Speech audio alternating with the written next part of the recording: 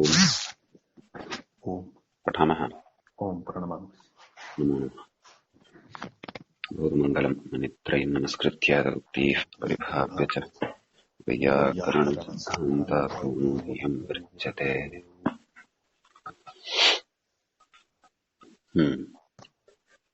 गतदिवसे तत्र अस्माभिः उगतिप्रादयः इत्यत्र गतिसमाससन्दर्भे गतिसंज्ञाविधायकानि सूत्राणि कानिचन पठितानि।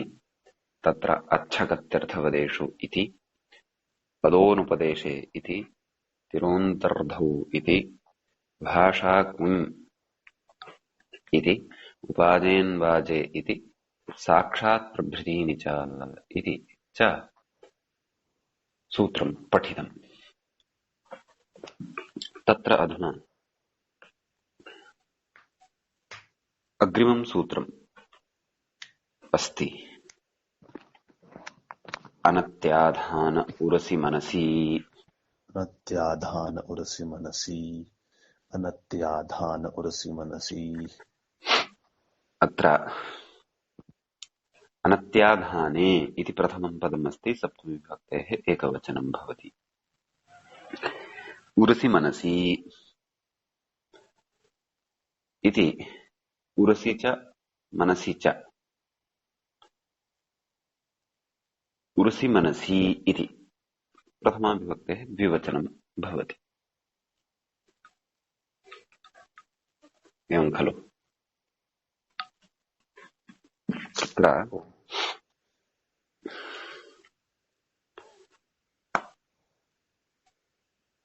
तदेव उरसि इति सप्तम्यन्तं भवति वस्तुतः उर्स् इति शब्दस्य। एवं खलु? मनसि इत्यपि सप्तम्यन्तं भवति। कस्य? मनसि इति शब्दस्य। तत्र उभयोः तत्र इतरेतर योगद्वन्द्वः। प्रथमविभक्तेः द्विवचनं भवति, उर्सि च मनसि च, उर्सि मनसि इति। नाम उरसि अपि च मनसि इत्यस्य अनुकरणम् अत्र वर्तते। नाम सप्तम्यन्तस्य अनुकरणम् अत्र अस्ति। अनुकरणत्वात् तत्र सूत्रे प्रथमाविभक्तेः प्रथमाविभक्तेः द्विवचनान्तम् इदं पदम् अस्माभिः उच्यते।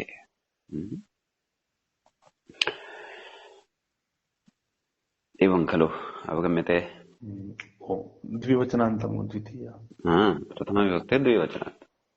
मनः मनसि मनांसि इति यथा भवति। ओम ओम उरसि मनसि। मनः मनसि मनांसि।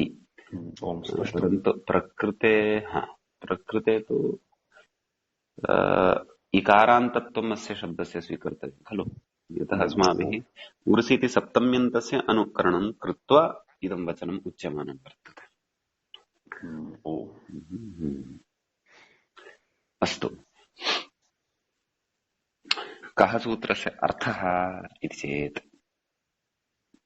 तत् कथयति। उर्सि मनसि इति विभक्तिप्रतिरूपके अव्यये, सप्तमीविभक्तिवत् सप्तमीविभक्तिः अत्र अस्ति, परन्तु सप्तमीविभक्तौ साक्षात् सप्तमीविभक्तिः अत्र नास्ति, परन्तु सप्तमीविभक्तेः यथा रूपं भवति सप्तमीविभक्तिप्रतिरूपकम् अव्ययम् अस्ति उरसि अपि च मनसि। एतद् उभयमपि अव्ययरूपमेव। विभक्तिरूपकाश्च इति अव्ययप्रकरणे पठ्यते। यथा प्रायेण इत्यादीनि अव्ययानि भवन्ति, तत् तृतीया विभक्ति प्रतिरूपकं भवति। एतच्च उर्सि अपि च मनसि इति सप्तमी विभक्ति प्रतिरूपकम् अव्ययं भवति इति। अतः विभक्तिप्रतिरूपके अव्यये गतिसंज्ञे वा स्तः अनत्याधाने। अनयोः गतिसंज्ञा भवति विभाषाक्नि इत्यतः विभाषा इत्यनुवर्तते इति कृत्वा विकल्पेन गतिसंज्ञा भवति अनत्याधाने गम्यमाने न अत्याधानम् अनत्याधानम् तस्मिन् अनत्याधाने इति खलु। ओम तर्हि गतित्वपक्षे तो ल्यप् नाम गतित्वं यत्र भवति तत्र समासः भवति, त्वास्थाने ल्यप् भवति। अतः पुरुषीकृत्य इति प्रयोगः सिद्ध्यति। यत्र तु गतिसंज्ञा यस्मिन् पक्षे न भवति तत्र उरसीकृत्वा इत्युच्यते। ओम अभ्युपगम्य इत्यर्थः। कथयति अग्रे, इह अत्याधानं न गम्यते, नाम अत्याधानं नास्ति अत्र, अतः विकल्पेन गतिसंज्ञा। अत्र अनत्याधानं वर्तते खलु। ओम अत्याधानम् उपश्लेषणम् इति अग्रे वक्ष्यते, मूले एव वक्ष्यते। तद् भिन्नार्थः अत्र वर्तते, नाम अत्याधान भिन्नार्थः वर्तते। कः अर्थः वर्तते इति चेत् अभ्युपगम्य इत्यर्थः। अभ्युपगम्य नाम अभ्युपगमनम् अनत्याधानं भवति ओम खलु। अभ्युपगम्य नाम अधिगम्य गुरुजी, अधिगम्य नाम उरसीकृत्य, नाम तदेव सम्यक्तया उरसि संस्थाप्य, नाम उरसि नाम तत्र हृदये अङ्गीकृत्य ओम स्पष्टम् इति वा, अथवा हृदयेन अङ्गीकृत्य इति वा तत्र उच्यते। स्वीकारकर्के इति कश्चन अपरः वदति व्याख्यातः हिन्द्याम्। स्वीकारं कृत्वा इत्यर्थः। एते अभ्यागताः नाम एवं वाक्येषु तत्र उदाहर्तुं शक्यते। एते अभ्यागताः अस्माकं विनम्रां प्रार्थनाम् उरसीकृत्य, अत्र अभ्यागताः, अथवा शिष्यः गुरोः वचनम् उरसीकृत्य हृदये धृत्वा अभ्युपगम्य उरसीकृत्य अथवा उरसीकृत्वा गुरुवचनस्य पालनं करोति इति किमपि वक्तुं शक्यते। मनसि कृत्य गतित्वपक्षे तो लिप्, मनसि यत्र गतित्वं नास्ति तत्र मनसि कृत्वा, इहापि नात्याधानं गम्यते इत्यतः आह, नाम अत्रापि अत्याधानार्थः नास्ति, अनत्याधानार्थः अस्ति। अनत्याधाने एव च अर्थे विकल्पेन गतिसंज्ञा भवति, एवं खलु। अतः अत्रापि अत्याधानं न गम्यते इति कृत्वा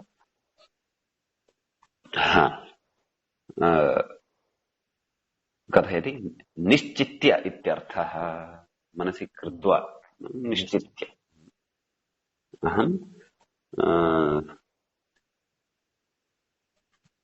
अध्ययनं मनसि कृत्य मम दिनचर्यां यापयिष्यामि। अध्ययनं निश्चित्य मया अध्येतव्यम् इति निश्चयं कृत्वा इत्यर्थः। अत्याधानम् उपश्लेषणं तत्र न। कथयति अग्रे, अत्याधानशब्दं विवृण्वन् तस्य प्रयोजनमाह। अत्याधानम् इत्यस्य अर्थं कथयन् अत्याधानं किं भवति इति। अत्याधानम् उपश्लेषणम् इति, उपश्लेषणं नाम संयोगः इति खलु। उपश्लेषणम् अर्थात् संयोगः, व्याकरणशास्त्रगतः संयोगः न, पारिभाषिकः संयोगः न, नाम हलोरन्तराः संयोगः इति न, किन्तु लौकिकः संयोगः उपश्लेषणम् इत्यर्थः। तद् उदाहरणेन इतोपि स्पष्टः भविष्यति विषयः। उरसि कृत्वा किमुक्तं मूले, उरसि कृत्वा पाणिं शेते, उरसि पाणिं निधाय शेते इत्यर्थः यः कोऽपि अथवा या कापि। अत्र पाणिसंश्लेषणावगमात् नगदिसंज्ञा इति भावः इति। नाम केचन निद्रां कुर्वन्ति खलु, तर्हि आमाम् उरसि उरसि नाम हृद्देशे ते हस्तं संस्थाप्य निद्रां कुर्वन्ति। तत्र तु अत्याधानं गम्यमानं वर्तते। अत्याधानं नाम उपश्लेषणम्। उपश्लेषणं नाम संयोगः। तत्र उरसः हस्तेन सह संयोगः वर्तते। अतः कृत्वा तत्र उरसि कृत्वा इत्यत्र उरसि इत्यस्य अत्याधाने गम्यमाने गतिसंज्ञा न भवति। गतिसंज्ञायाः अभावेन च तत्र समासोऽपि न भवति। उगतिप्रादयः इति समासोऽपि न भवति। अतः उरसि कृत्वा इति असमस्तत्वम् एव तिष्ठति, समासाभाव एव तिष्ठति इत्यर्थः। ज्ञायते? आमाम्। अग्रे सूत्रम्।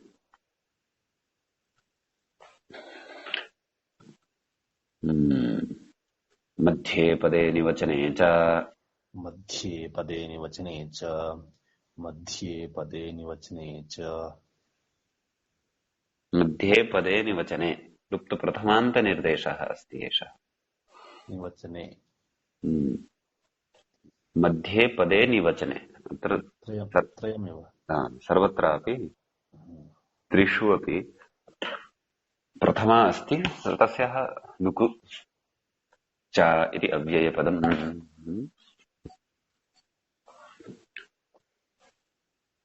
एवं तर्हि तदेव गतसूत्रात् अनत्याधाने इति अत्र अनुवर्तते।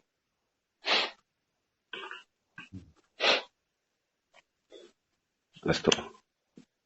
गतित्वे तदभावे च त्रयाणाम् एदन्तत्वं निपात्यते। व्याख्याता कथयति। नाम गतित्वे गम्यमाने तदभावे च, नाम यदा गतित्वं न भवति तस्मिन् पक्षे च त्रयाणाम् केषाम्? प्रथममस्ति मध्ये, द्वितीयमस्ति पदे, तृतीयमस्ति निवचने। एदन्तत्वं नाम एकारान्तत्वमपि एतेन सूत्रेण निपात्यते।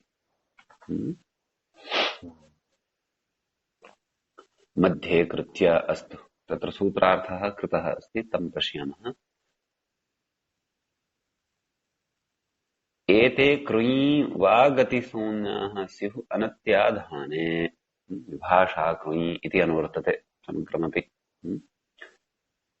कृञि नाम कृञि धातोः प्रयोगे सति विकल्पेन गतिसंज्ञकाः भवन्ति। कदा? अनत्याधाने गम्यमाने।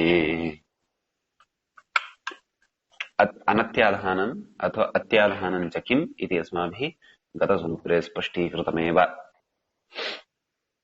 एवं खलु? ओम्। पदे कृत्य गतिसमासः न गतिसंज्ञा यत्र भवति, यस्मिन् पक्षे गतिसंज्ञा भवति पदे इत्यस्य क्रियः योगे, तदा क्त्वा क्त्वः लिपु पूर्वदेव यथा अस्माभिः एतावता प्रक्रियाः पठिताः गतिसंज्ञा सन्दर्भे। अतः पदे कृत्य इत्यर्थः भवति।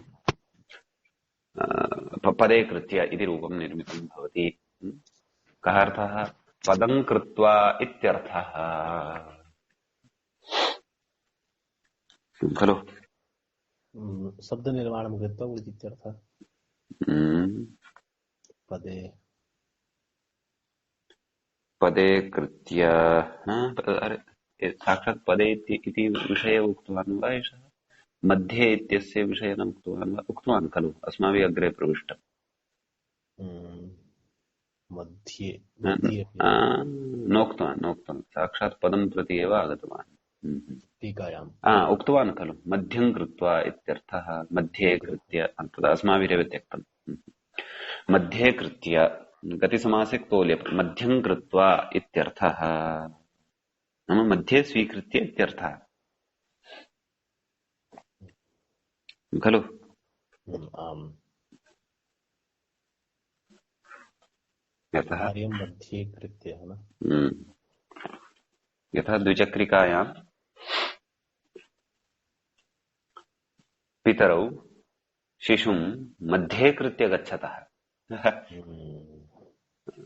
द्विचक्रिकायां शिशुं मध्ये कृत्य द्विचक्रिकया पितरौ गच्छतः इति किमपि प्रयोगः आधुनिकः अथवा कदापि कथञ्चिदपि प्रयोगः कर्तुं शक्यते। अग्रे पदे कृत्य पदे कृत्वा यत्र गतिसंज्ञा भवति एवमेव अत्रापि प्रथमे उदाहरणे गतिसंज्ञा पक्षे तु समासः भवति अतः सः ल्यप् मध्ये कृत्य यत्र गतिसंज्ञा न भवति तत्र मध्ये कृत्वा यत्र पदे इत्यस्मिन् विषयेपि तथैव रूपद्वयं पदे कृत्य पदे कृत्वा इति। कः अर्थः? पदं कृत्वा इत्यर्थः।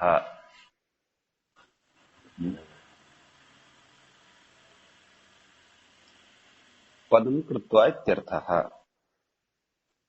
एषः तु अन्यमेव अर्थं कथयति हिंदी टीकाकारः पद में गिनकर। पद में गिनकर व्हाट इज दिस? पदे कृत्य एक अन्यम् अपि हिंदी टीकाकारं पश्यामि। गोपालदत्त पांडे जी साक्षात्त्याधान उर्सि मनसि मध्ये पदे निवचने पदे पदे पदे पद में गिनकर इन्हीं की वहां पर नकल करके चेपा है इन्होंने। पद में गिनकर इति अर्थः तु एतैः कथं स्वीक्रियते न ज्ञायते। एषः किमपि वदति वा?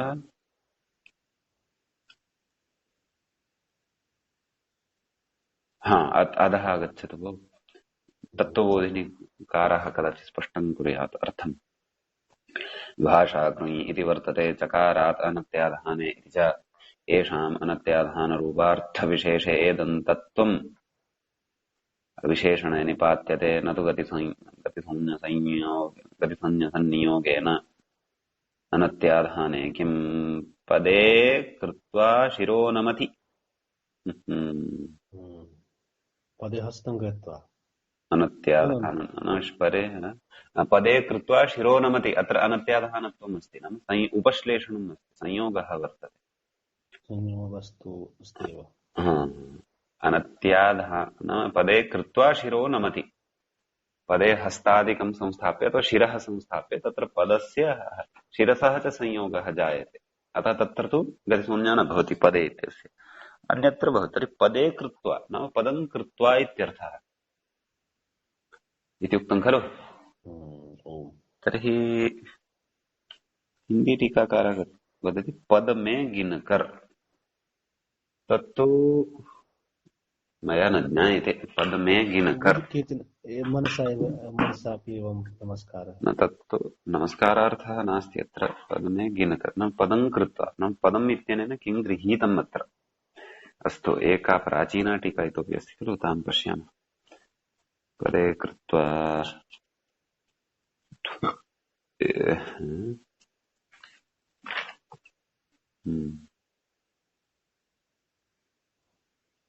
कार्य एषोऽपि तथैव वदति। प्रथमावृत्तिकारः पद में गिनकर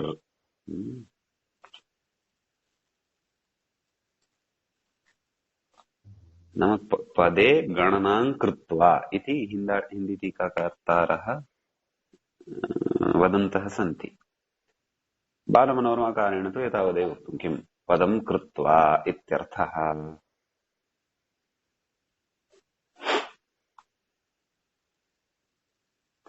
नागेशः तु अत्र किमपि न वदेत् इति अहं चिन्तयामि। यतः सरलः विषयः। उदाहरणस्य अर्थः अस्ति सः पूर्णतया स्पष्टतां न गतः। एकक्षणम् नो प्राणिष्वन्यतरस्यां भाषाग्निं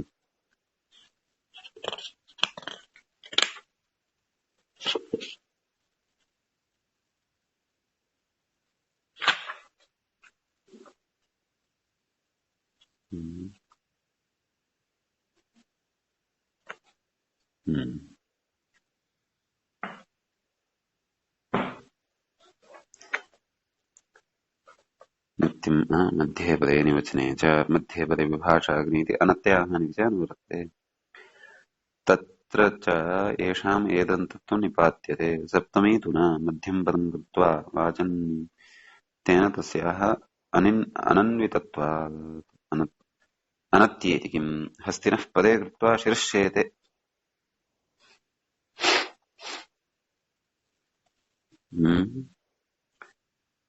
पदे कृत तर्हि अत्र पदम् हस्तिनः पदे कृत्वा शिरश्चेते इति प्रत्युदाहरणेन अस्माभिः अर्थः अवगन्तव्यः भवति नाम हस्तिनः पदे नागेशः उदाहरति हस्तिनः पदे कृत्वा नाम हस्तिनः पदं यद् वर्तते पदं नाम पादः इति खलु न वा हस्तिनः पदे शिरं कृत्वा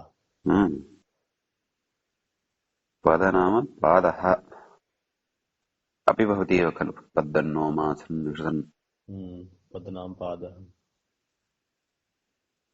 पद इति अकारान्तत्वेन अपि कश्चन पृथक् शब्दः अस्ति वा इति पदम् अस्ति सत्यं सत्यं व्यवसायः स्थानं त्राणम् इत्यपि अर्थः रक्षकं पादः इत्यपि अर्थः पदम् इत्यस्य तर्हि पादः पादार्थः एव स्वीकृतः यदि प्रकृते तर्हि पदे पदं कृत्वा इत्यर्थः खलु स्वीक्रियते तर्हि पदं कृत्वा नाम तस्य गणनां नाम एतैः यथा उच्यमानो वर्तते नाम पद में गिनकर इति कश्चन यः अर्थः उच्यमानः अस्ति तत्र गणनार्थः नाम भिन्नः तत्र अत्याधानात् भिन्नार्थः तत्र गणनार्थः इति आश्रितः वर्तते तर्हि तत्रापि पादार्थपरकः एव शब्दः पद इति यदि तत्र गृह्यमाणः वर्तते तर्हि तु पदं कृत्वा नाम नाम स्पर्शात् भिन्नार्थः तत्र स्वीकर्तव्यः संयोगात् भिन्नार्थः तत्र स्वीकर्तव्यः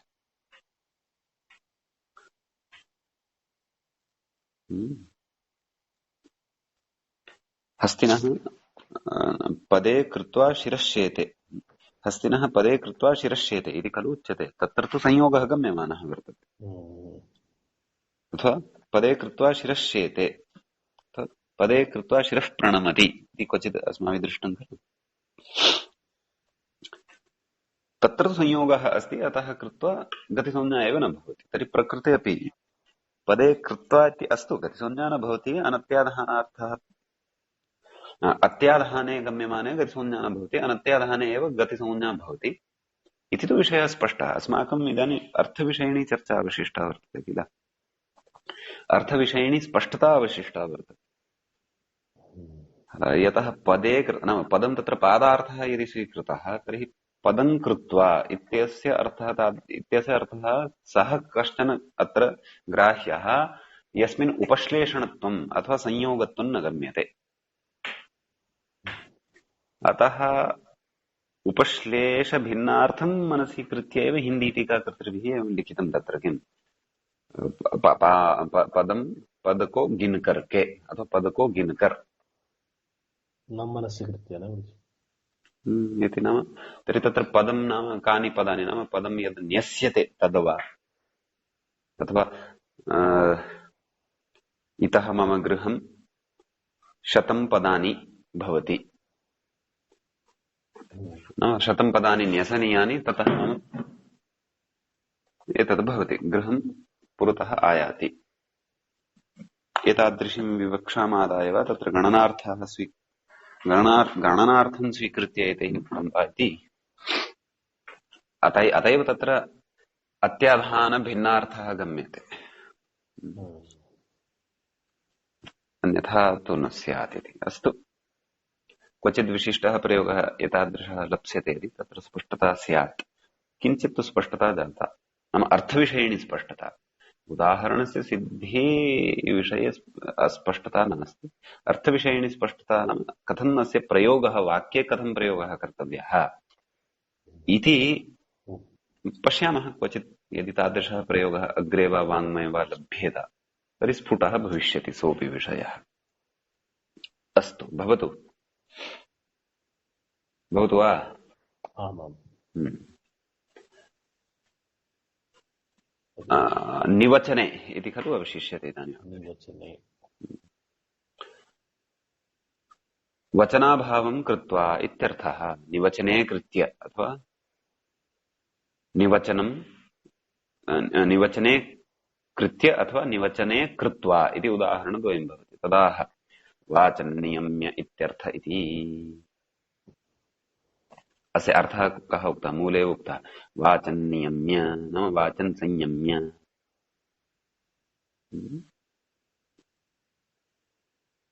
वचनस्य अभावः निवचनम्, अर्थाभावे अव्ययीभावः। क्व? सूत्रे निवचने, निवचन इति पदे अत्र अव्ययीभावः वर्तते। तस्य एदन्तत्वं तु सूत्रेण निपातितमेव। अतः नाम वचनस्य अभावः। वाचं नियम्य उदाहरणस्य आहत्य अर्थः भवति वाचं नियम्य। इदानीं वचनस्य अभावः तत्र क्रियते, किमपि नोच्यते इत्यर्थः। अहं निवचने कृत्य तिष्ठामि किमपि अथवा निवचने कृत्य वदामि। नाम अत्र नाम अहं स्वकीयां वाचां संयम्य अथवा नियम्य संनियम्य कथयामि अथवा संनियम्य प्रवर्ते इति किमपि। यद्यपि अर्थाभाव अव्ययीभावे स्वीकारे तु तत्र वाचः सर्वथा एव अभाव एव, वाचः सर्वथा अभाव एव न वा?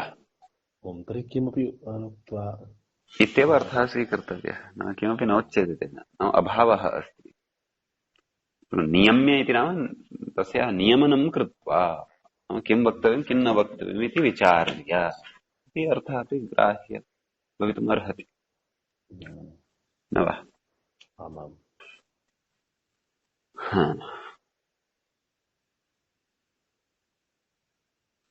एतावानेव विशेषः अस्ति खलु अत्र। ओम् अग्रे कथयति, किमपि कथयति वा न कथयति? व्याख्यातः। एतावदेव। अग्रिमं सूत्रं पश्यामः। आमाम्।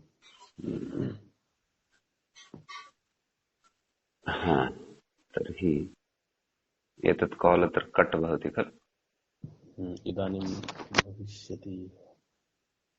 अस्तु, प्रचलतु यावत् प्रचलति। सूत्रस्य आरम्भं कुर्मः। किमस्ति? नित्यं हस्ते पाणामुपयमने। नित्यं हस्ते पाणावुपयमने। नित्यं हस्ते पाणावुपयमने। नित्यम् इति प्रथमान्तं, हस्ते इति पदमपि प्रथमान्तमेव, नाम एदन्तत्वात् निपात्यते।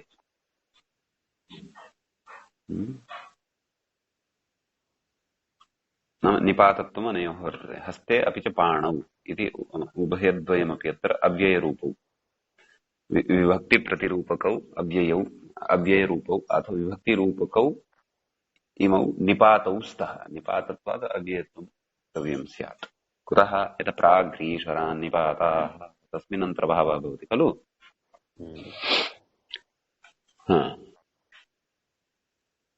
उपयमने सप्तम्यन्तं पदम्। शेष ओम् अनुवर्तयामः। आम्, उपयमने इति सप्तम्यन्तम्, एवं किल? पाणौ उपयमने। कथयति शेषपूर्णेन सूत्रं व्याचष्टे क्रीति। नाम हस्ते इति एकारान्तः शब्दः, पाणौ इति औकारान्तश्च शब्दः, अनयोः निपातरूपयोः उभयोः अपि क्रीणधातोः प्रयोगे सति उपयमनार्थे गम्यमाने गतिसंज्ञा भवति, नित्यं भवति।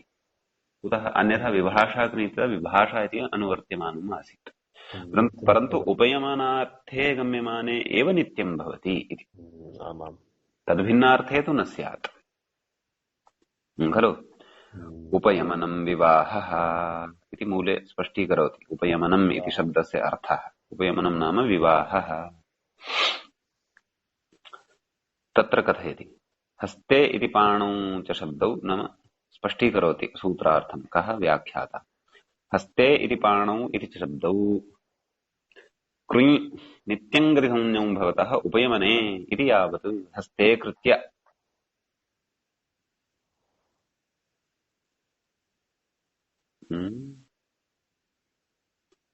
ततः पूर्वमूले किमपि अन्यदुक्तं खलु, स्वीकारमात्रम् इत्यन्ये। उपयमनं विवाहः इति केचन उपयमनं नाम स्वीकारमात्रम् इति अन्ये अपि केचन वदन्ति इत्यर्थः।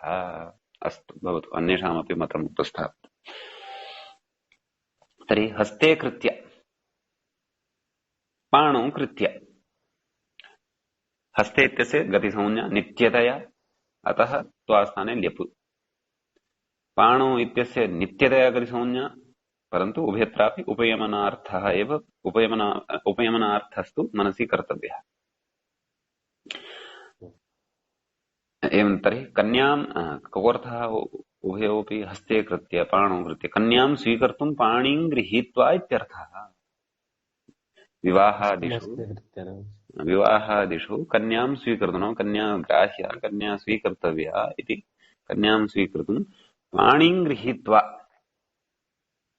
तस्याः हस्तं गृहीत्वा इति उदाहरणस्य अर्थः वर्तते। एदन्तत्वम् औदन्तत्वं च अनयोः निपात्यते, एवं खलु। उपयमने किं हस्ते कृत्वा सुवर्णं गतः अन्यदीयमिति बुद्ध्या दातुं परावृत्तः इत्यर्थः। अत्र उपयमनार्थः नास्ति, नाम विवाहार्थः नास्ति, अथवा स्वीकारमात्रमिति अन्यैः यः अर्थः उच्यते सोऽप्यर्थः अत्र नास्ति। नाम उपयमनार्थ एव नास्ति इति कृत्वा प्रकृते हस्ते इत्यस्य गतिसंज्ञा न भवति। हस्ते कृत्वा सुवर्णं गतः नाम इदं सुवर्णम् अन्यदीयम् अस्ति इति बुद्ध्या, नाम इति विचिन्त्य, इति बुद्धिं कृत्वा दातुं परावृत्तः, नाम तस्मै दातव्यम् इति कृत्वा परावृत्तः, नाम तत्र प्रवृत्तः खलु। अतः प्रकृते तु उपयमनार्थः नास्ति इति कृत्वा गतिसंज्ञा अपि न भवति। स्पष्टं वा? यथा स्वीकारमात्रार्थे तत्रापि स्वीकार इति तत् स्वीकारमात्रं तु अन्येषाम् अर्थे, तत्रापि अन्येषां मते उपयमनमित्यस्य अर्थः स्वीकारः। एवं स्वीकारमात्रम् उपयमनमित्यस्य अर्थः कैश्चित् स्वीक्रियते। प्रकृते तु स्वीकारमात्रम् इत्यपि अर्थः नास्ति, विवाहः इत्यपि अर्थः नास्ति। क्व यद् व्याख्यात्र प्रत्युदाहरणं चिन्तितं तत्र एवं किल। प्रत्युदाहरणे तु नास्ति, अन्यत् स्पष्टम्।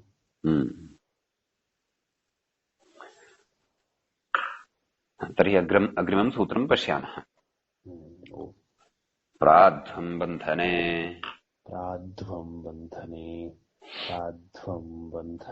प्राध्वम् इति अव्ययं भवति, बन्धने इति सप्तमीविभक्तेः एकवचनं। नित्यं गतिः क्रियायोगे निपाताः इत्यादि सर्वम् अनुवर्तते।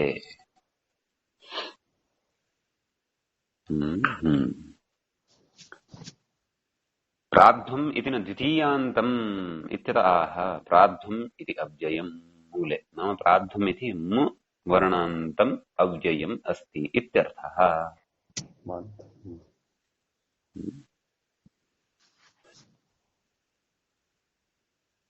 बंधने गम्ये प्राध्वम् इति अव्ययम् गतिसंज्ञकम् स्यात् खलु। ओम। प्राध्वम् नाम आनुकूल्यार्थे प्रयुज्यमानो अव्ययम् वर्तते। उत्तमम्। आनुकूल्य। तर्हि प्राध्वम् कृत्य कः अर्थः? बन्धनेन आनुकूल्यं कृत्वा इत्यर्थः। बन्धने गम्ये प्राध्वमिति अव्ययं गतिसंज्ञकं स्यात्। तस्य गतिसंज्ञा भवति, नित्यतया भवति, अतः त्वः ल्यप् प्राध्वं कृत्या इति सिद्ध्यति। प्राध्वं कृत्या गतिसमासे क्तोलिप् युक्तमेव। अत्र प्राध्वम् इति नाम उदाहरणे प्राध्वम् इति मान्तम् अव्ययं बन्धनेन आनुकूल्ये वर्तते।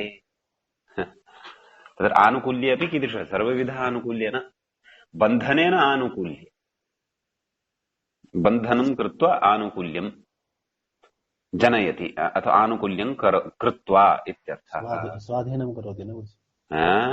स्वाधीनं करोति बन्धनं कृत्वा। किमपि एतादृशम् आनुकूल्यं करोति। बन्धनेन आनुकूल्यं कृत्वा इत्यर्थः। नाम यथा कश्चन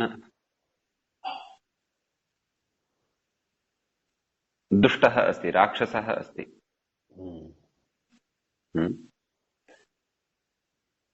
तर्हि तस्य बन्धनं करोति कश्चन राजा वा अथवा दुष्टजनः अस्ति, बन्धन सः जनान् पीडयन् अस्ति, प्रजायाः क्लेशम् उत्पादयन् अस्ति, परन्तु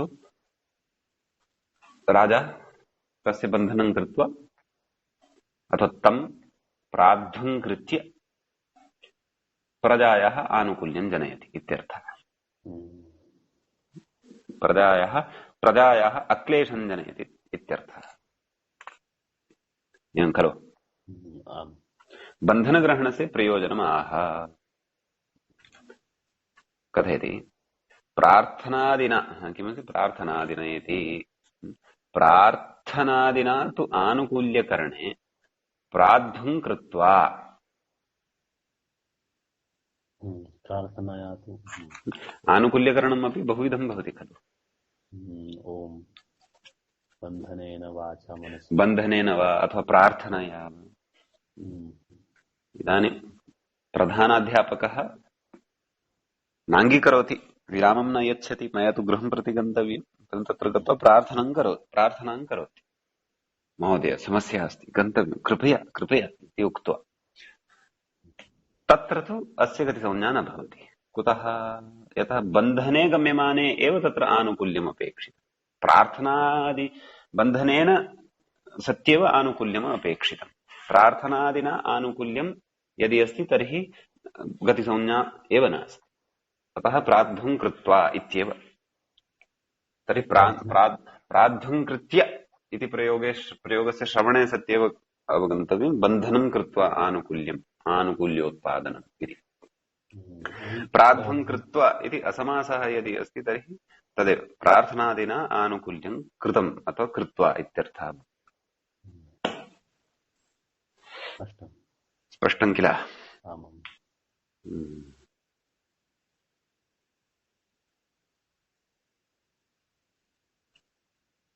अग्रे गच्छामः। प्रार्थना अत्र निवेदनमेव अस्ति, द्वितीयप्रार्थना नास्ति न, यथा प्रातःकाले प्रार्थना तत्र आनुकूल्यमस्ति। प्रातःकाले यद् भगवतः प्रार्थना क्रियते तत्र भगवतः किञ्चन आनुकूल्यं कर्तव्यमिति नास्ति खलु, किल?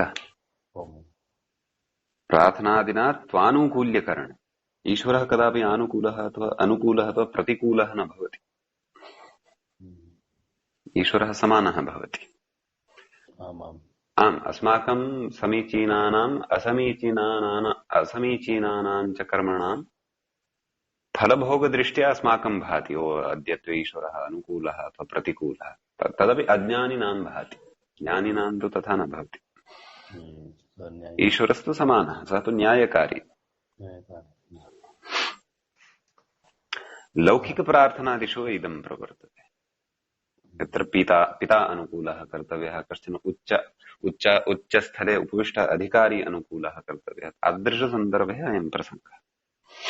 प्रार्थं कृत्य प्रार्थं कृत्य तु ये भवन्ति कारागारे बन्धिनः वा अथवा दुष्टाः जनाः वा, यथा देहलीसर्वकारः केन्द्रसर्वकारः शाहीन् बाग् मध्ये धूर्तान् विद्रोहिणः देशद्रोहिणः प्रार्थं कृत्य राष्ट्रं रक्षति,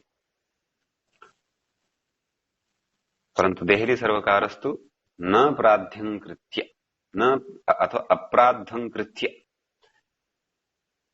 देहलीरक्षणं न करोति। अस्तु भवतु इति सद्यः विद्यमाने वर्तमाने स्थितिं पुरस्कृत्य मया उदाहरणम् उक्तम्। स्पष्टम्? स्पष्टम्। अग्रे पठामः। आमाम्। अग्रे सूत्रम् अस्ति जीविकोपनिषदावौपम्ये। जीविकोपनिषदावौपम्ये जीविकोपनिषदावौपम्ये। जीविका च उपनिषच्च जीविकोपनिषदौ प्रथमाविभक्तेः द्विवचनम्, औपम्ये इति सप्तमी विभक्तेः एकवचनम्।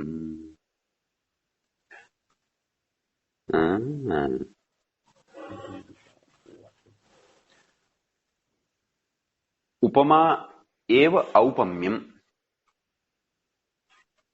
उपमाया भवति सा औपम्यं भवति। उपमायाः भावः औपम्यम् इति वा।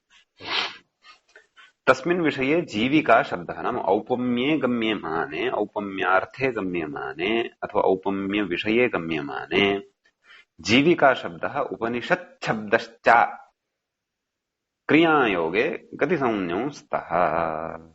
एवं खलु? नित्यम् इत्यनुवर्तते वा? अनुवर्तते। अनुवर्तते। नित्यम् ओम् कथयति। जीविका इति शब्दमादाय उदाहरणं कथयति। जीविकामिव कृत्वा, जीविका कृत्य। आदौ जीविका इत्यस्य अर्थं बोधयति। अशनपानादिजीवनोपायः जीविका। अशनं नाम खादनं, पानं नाम पातुं किमपि क्षीरादिकं, जीवनं नाम एतत् सर्वं जीवनाय अपेक्षितम्। तस्य उपायः नाम अशनस्य उपायः अथवा पानस्य उपायः नाम जीवनाय यद्यदपेक्षितं तस्य उपायः जीविका इत्युच्यते। ताम् इव अवश्यं कृत्वा, जीविकाम् इव कृत्वा, काञ्चन जीविकाम् इव कृत्वा जीविका कृत्य। साक्षात् जीविकां कृत्वा इत्यर्थः न, औपम्यम् अपि तत्र अपेक्षितम्। औपम्यं केन अवगम्यते? इव इत्यनेन अवगम्यते। जीविकां कृत्य इति खलु? नाम जीविकावत् एतामपि कृत्वा इत्यर्थः। अथवा एतां वा तं वा तद्वा यत्किमपि, एतं वा एतद्वा यत्किमपि जीविकामेव कार्यम् इदं कृत्वा भवितुमर्हति। यथा अध्ययनम् अस्ति, कस्यचित् अध्ययने तथा रुचिः वर्तते, सः अध्ययने तथा लीनः, तथा तेन अध्ययनं व्यसनत्वेन स्वजीवने आनीतं यत् यथा जीवनाय जीविका अपेक्षिता भवति तद्वत् सः जीवनाय अध्ययनम् अपि पश्यति। एषः तु तथा उत्तमः छात्रः अस्ति, अध्ययनम् अपि जीविका कृत्य प्रवर्तते खलु? अथवा कश्चन प्रेमी स्वप्रेमिकां वक्तुं शक्नुयात्, मम जीवनाय त्वमपि अपेक्षिता एव भोः, अतः पत्नीं जीविका कृत्य पालयति अथवा पोषयति किमपि वा भिन्नभिन्नप्रसङ्गे तत्र औपम्यम् अपेक्षितं तावदेव।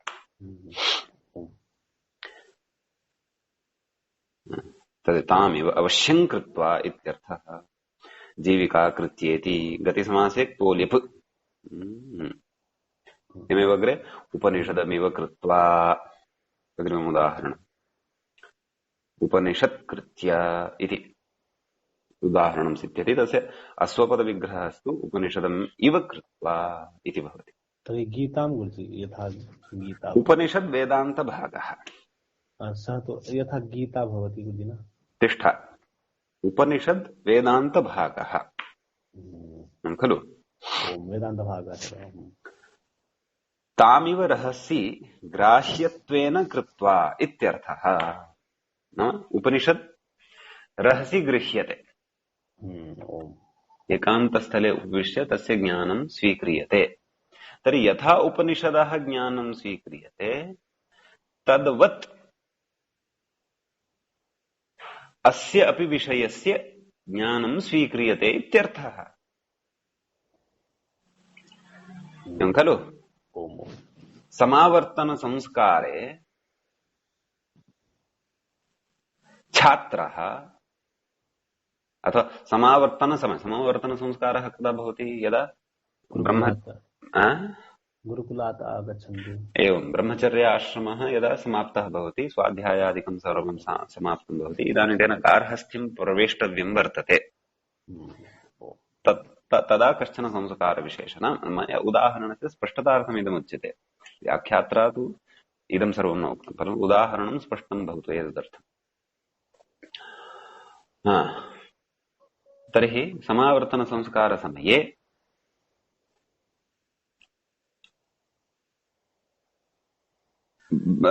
माणवकस्तु न सः तावता सम्पद्यते अथवा समावर्तनसंस्कारसमये गुरुकुलीयश्छात्रः गार्हस्थ्यधर्मान् उपनिषत्कृत्य अवगच्छति। गुरोः सकाशात् गार्हस्थ्यधर्मान् उपनिषत्कृत्य अवगच्छति अथवा उपनिषत्कृत्य गृह्णाति। कोऽर्थः नाम उपनिषदम् इव रहसि ग्राह्यत्वेन कृत्वा अवगच्छति। नाम यथा रहसि एकान्ते उपनिषदः ज्ञानं गृह्यते तद्वद् गार्हस्थ्ये के धर्माः पालनीयाः भवन्ति इति समावर्तनसमये गुरोः सकाशात् अवगच्छति इत्यर्थः। साक्षात् उपनिषदः अत्र ज्ञानं न स्वीक्रियते परन्तु उपनिषदम् इव कृत्वा नाम यथा वेदान्तभागस्य यथा तेन ज्ञानं गृहीतं तद्वद् इदानीं गार्हस्थ्यधर्मस्य अपि कर्तव्यानां कार्याणां विषये अपि सः तद्वत् अवगच्छति इत्यर्थः। एवं खलु स्पष्टम्? आम् स्पष्टम्। कश्चन संशयः? स्पष्टं जातम्। एवम् उपनिषत्कृत्येति गतिसमासे क्तो लिप् उभयत्रापि सुबुलुकु। अस्तु तदस्तु समीचीनम्। कथयति तदेवं कुगतिप्रादयः इत्यत्र गतिसमासाः प्रपञ्चिताः। कु इत्यस्य तु कुपुरुषः इति उदाहरणं दृष्टं न वा? कुपुरुषः इदानीं गति गति विषयकाः अपि समासाः दृष्टाः। एतावत् पर्यन्तम् अस्माभिः अष्टाध्याय्याम् अपि विद्यमानं समग्रं गतिप्रकरणं पठितम् खलु। तदेव कथयति इदानीं तत्र अन्तिमः विषयः अवशिष्टः कु गति प्रादयः। प्रादयः इति अन्तिमः विषयः पठितः खलु। कथयति गतिसमासः एतावत् पठितः। अग्रे कथयति ननु गतिग्रहणेन एव सिद्धे प्रादिग्रहणं व्यर्थम् न वा? क्रियायोगे प्रादिनामपि गतिसंज्ञा भवत्येव खलु। अतः प्रादयः इति पृथक् वचनं किमर्थं कर्तव्यं सूत्रे? कुगतिः अथवा कुगती इत्येव वक्तव्यम्। कुगतिप्रादयः इति कुतः इत्यतः किमाह पूर्वपक्षः अवगतो वा? प्रादिग्रहणं नापेक्षितम् इति आक्षिप्यते पूर्वपक्षिणा। तत्र उच्यते भोः सत्यं गतिसंज्ञा भवति, परन्तु गतिसंज्ञा कदा भवति? क्रियायोगे भवति। यत्र तु क्रियायोगः नास्ति तत्र तु प्रादिनां गतिसंज्ञा नास्ति खलु, अपेक्षते च। तत्रापि समासः भवतु एतदर्थम्। तदेव उक्तं महोदय। किमुक्तं? प्रादिग्रहणम् अगत्यर्थम्, नाम यत्र गतिसंज्ञा नास्ति तत्र एतेषां प्रादिनां समासः भवतु, एवं खलु। क्रियायोगे तु समासः अपि न शक्यते न गुरुजी।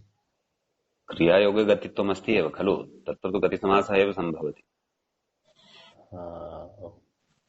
परन्तु यत्र गतित्वं यत्र गतित्वं नास्ति, गतित्वं नास्ति तत्र क्रियायोगे एव गतित्वं च क्व न भविष्यति यत्र क्रियायोगः नास्ति। यथा सुपुरुषः, ओम स्पष्टम्। सुपुरुष इति कथयति किम्? अत्र क्रियायोगाभावात् अगतित्वे अपि समासः। प्रकृते क्रियायोगः नास्ति, यदि तु सूत्रम् एतावदेव क्रियेत। किम्?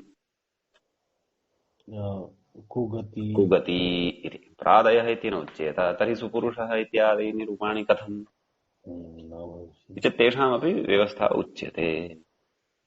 तर्हि सुपुरुषः,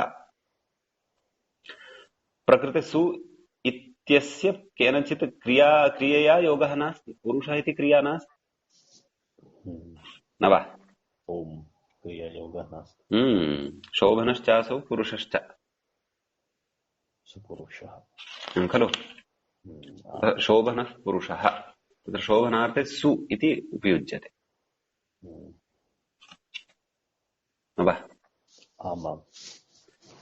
सुपुरुषः नाम शोभनः पुरुषः। अतः प्रकृते एतत्र समासः भवति। शोभनार्थे सु इति उपयुक्तः, क्रियया योगः नास्ति इति कृत्वा कुगतिप्रादयः इत्यनेन समासः भवति।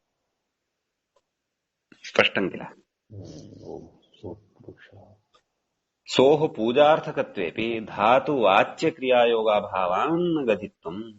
सोः पूजार्थकत्वम् अस्ति अत्र, नाम सम्मानार्थकत्वम् अस्ति अत्र, सम्मानार्थकत्वम् अस्ति अत्र। धातुवाच्यक्रियायोगत्वं नास्ति। धातुवाच्यक्रियायोगत्वे सत्येव प्रादिनां गतिसंज्ञा भवति। पुरुषः इत्यस्य तु धातुवाच्यक्रियायोगाभावात् न गतित्वं, नाम गतिसंज्ञा नास्ति, एवं किल? आमां स्पष्टम्। भाष्ये तु कुगतिप्रादयः इति सूत्रम् अपनीय, नाम एतत् सूत्रं न कृत्वा किं कर्तव्यमिति चेत् तत्स्थाने क्वां स्वतिदुर्गतयः समस्यन्ते इति वक्तव्यम्।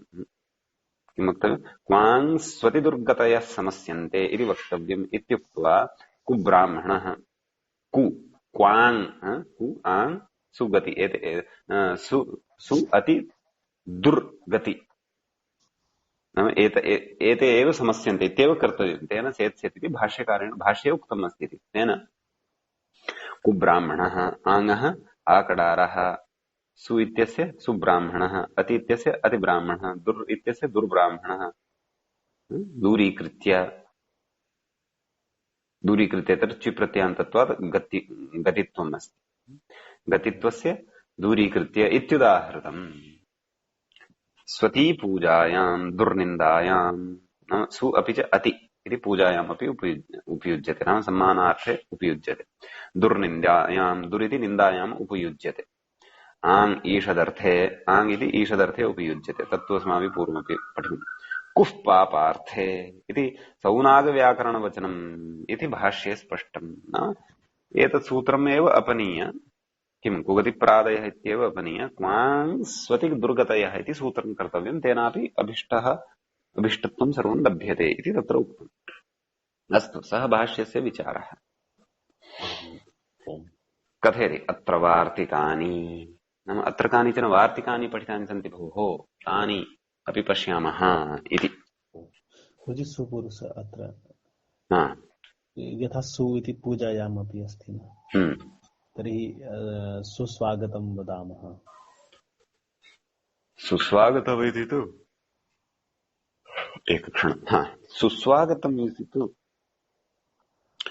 प्रयोगः स्वागतम् द्विरुक्तिरेव अस्ति किं प्रयोजनं सु आगतम् स्वागतम् इति एव वक्तव्यम् स्वागतम् यदि वदामः तर्हि सु शोभनम् आगतम् तावदेव शोभनार्थे अस्ति शोभनार्थे तावदेव जातम् एवं खलु आमाम् अग्रे कथयति अत्र वार्तिकानि अत्र कानिचन वार्तिकानि सन्ति इति कुत्र नाम प्रादि सन्दर्भे नाम प्रादयो गताद्यर्थे समस्यन्ते इति वक्तव्यम् इति वार्तिकं पठित्वा तत्र व्यवस्थात्मकानि पञ्चवार्तिकानि सौनागव्याकरणसिद्धानि भाष्ये यानि पठितानि तानि प्रदर्श्यन्ते इत्यर्थः सौनाग प्रादयः गताद्यर्थे समस्यन्ते इति वक्तव्यम् सौनागव्याकरणं किञ्चन अस्ति तत्र उक्तानि वाक्यानि भाष्ये अपि चर्चितानि वर्तन्ते तानि वार्तिकानि अत्र पठ्यन्ते कस्मिन् विषये प्रादयः इत्यस्मिन् विषये स च विषयः क्व कुगतिप्रादयः इत्यत्र वर्तते यः सः खलु आमाम् तर्हि तत्र प्रथमं वार्तिकं पठ्यते किम् प्रादयः गताद्यर्थे प्रथमया प्रादयो गताद्यर्थे प्रथमया इत्यस्ति प्र आदि येषान्ते प्रादयः गताद्यर्थे नाम गतादिषु अर्थेषु प्रथमया नाम प्रथमान्तेन सह समस्यन्ते इति तदेव अतः व्याख्यात्र अर्थः उक्तः गताद्यर्थे विद्यमानाः प्रादयः समस्यन्ते इत्यर्थः उदाह्रियते किम् प्रगतः आचार्यः प्राचार्यः एवं खलु प्रगतः आचार्यः प्राचार्यः भवति कथयति प्रेत्यस्य विवरणं गतः इति नाम प्र इत्यस्य विवरणं भवति गतः इति नाम प्र इति गतार्थे प्रयुक्तः अत्र गताद्यर्थे इत्युक्तं खलु गत इत्यस्मिन् अर्थे प्र इति उपयुज्यते अत्र गतः आचार्यः इत्येव अश्वपदविग्रहः कुतः नित्यसमासत्वात् नित्यसमासः एषः खलु अतः प्राचार्यः इत्यस्य कः अर्थः गतः आचार्यः आचार्यत्वेन यः गतः आचार्यः यः सः प्राचार्यः भवति प्र इत्यस्य गतः इत्यर्थः प्रगतः आचार्यः इति कथयति हा गतः नाम क्व गतः सः इति तु द्रष्टव्यम् पुरातनः आचार्यः इति तु तादृशार्थः न स्वीकर्तुं शक्यते गतः आचार्यः प्राचार्यः इत्येव